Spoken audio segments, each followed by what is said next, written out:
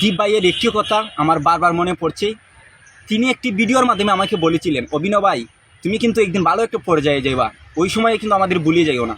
তো ওই যে বাইরের এই কথাটা আমার বারবার বারবার মানে মনে পড়ছে খুব। তোমার জীবনে যে কিতা কিতা অর্জন করবা, কোন কোন জায়গায় যাবে তুমি নিজেও কল্পনা কইলা ভাই, তাই না ভাই, বুঝছো নি? তোমার লাগে অবশ্যই অবশ্যই ভাই শুভকামনা রইল, খালি বলিও না আমরা কোনদিন, ঠিক আছে? বড় এটা পর্যায়ে গেলে আমরা কইতে পারবো আমার ভাই অভিনয় সরকার আছে, সে একজন কবি। তো আমার ভাইয়ে কিন্তু অনেক সুন্দর সুন্দর কবিতা লেখে, বুঝছো নি? ওয়াজ দীপ ভাইয়ের স্মরণে আমার এই দীপ ভাইকে নিয়ে লেখা পরিচিত কবিতাটি আবৃত্তি করছি। কবিতা দ্বীপ। কবিতা দ্বীপ। কবিতা দ্বীপ। তুমি সাহসী বীর দুবার, তুমি প্রতিভাবান ব্যক্তিত্ব।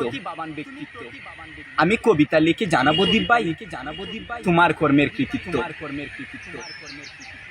জীবনে শত বাধা বিপত্তি এসে দমাতে পারেনি যাকে, দেশের সকল মানুষ তো মনে রাখবেই থাকে।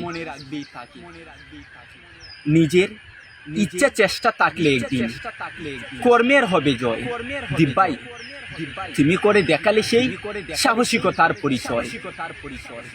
তুমি জীবনে অনেক বড় হও, তোমায় জানুক সারা বিশ্ব। আমার কবিতায় লেখা থাকবে তোমার জীবন কাহিনীর দৃশ্য। আসলে আমি মনে করছি দীপ ভাইকে নিয়ে আমি যে কবিতাটা লিখেছিলাম এটা হয়তো বিফলে যায়নি। বাইকে বিশ্ব জেনেছি, আর বাইয়ের জীবন কাহিনী, বাইকে নিয়ে স্মৃতিচারণ আমি আমার বইয়ে লিখে রেখেছি, আমার লেখা তৃতীয় বই। আসলে দীপ ভাইয়ের পরিবারের সম্বন্ধে কি বলবো, আপনারা তো সকলেই জানেন বা ফেসবুকেও দেখতেই পাচ্ছেন। তো দীপ ভাই তাদের ফ্যামিলিটা কিন্তু অনেক ভালো, আমি ব্যক্তিগতভাবে তাদের পরিবারকে চিনি, জানি।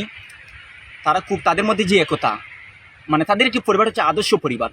আমি কিন্তু তাদের বাসায় গিয়ে একদিন সরাসরি বলেছি, এই ওই যে দীপ ভাইয়ের মাকে, আন্টি আমি যদি আপনার সন্তান হতাম, আমি যদি আপনার পরিবারের সদস্য হতাম, আপনার যে সুন্দর মানে একতা, ওই এর জন্যই আমি দীপ ভাইয়ের যে পরিবারের যে একটা একতা, পরস্পরের সাথে যে তাদের সম্পর্ক, এর জন্য আমি একটা কবিতা লিখেছিলাম, মানব জীবনে পরিবারের গুরুত্ব।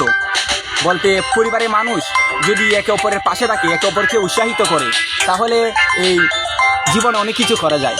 তো এরকম একটি মেসেজ দিতে আমি কিন্তু দীপ ভাইয়ের পরিবারকে অনুসরণ করে কিন্তু আমি একটি কবিতা লিখেছিলাম, যে প্রবন্ধ লিখেছিলাম মানব জীবনে পরিবারের গুরুত্ব। এক কথায় দীপ ভাই খুব ভালো একজন মানুষ ছিলেন।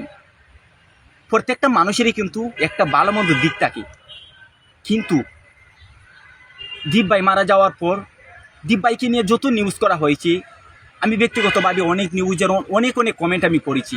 আজ পর্যন্ত দীপ ভাইয়ের সম্বন্ধে খারাপ একটি কমেন্ট আমি আমার চোখে পড়িনি।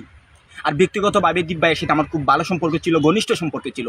আমি তো পূর্বে একবার একটি ইন্টারভিউতে বলেছিলাম যে আমার জীবনে বড় একটা অভাব ছিল, আমার জীবনের আমার বড় ভাই নেই। কিন্তু দীপ ভাইকে পেয়ে এবং তার টিমের কয়েকজন সদস্যবৃন্দকে পেয়ে আমার সেই বড় ভাই পাওয়ার যে একটা আকাঙ্ক্ষা, অভাব, এটা কিন্তু পূরণ হয়েছিল। দীপ ভাইয়ের কোনো তুলনাই হয় না। দীপ ভাইয়ের এই যে গুণটির কথা না বললেই নয়, আসলে খুব সহজেই মানুষের মিশে যেতে পারেন। ধর্মবর্ণ নির্বিশেষে প্রত্যেকটা মানুষকে তিনি ভালোবাসতেন, প্রত্যেকটা মানুষও তাকে ভালোবাসতো, যেটা আমরা প্রমাণ পেয়েছি দীপ ভাই মারা যাওয়ার পর। হিন্দু কেঁদেছে, দীপ ভাইয়ের জন্য মুসলমান কেঁদেছে, দেশ তথা বিশ্বের মানুষ কেঁদেছে।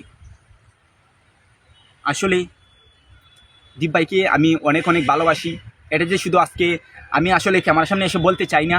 দীপ ভাই মারা যাওয়ার পর অনেকে ভিউ ব্যবসার জন্য এই বিভিন্ন পেজে বিভিন্ন বাইকে নিয়ে বিভিন্ন কিছু আপলোড দিচ্ছে। আমি ভালোবাসি, এটা আমার অন্তরে আছে, এটা আমি আমার ভালোবাসা, তার প্রতি শ্রদ্ধা সম্মান বিশেষ ভক্তি ছিল, আছে, আর ভবিষ্যৎ থাকবে। আমার দেশবাসীর কাছে অনুরোধ থাকবে, আপনারা কোনোদিন আমার প্রিয় বড় ভাইটিকে ভুলবেন না, আমার ভাইটির জন্য আশীর্বাদ করবেন।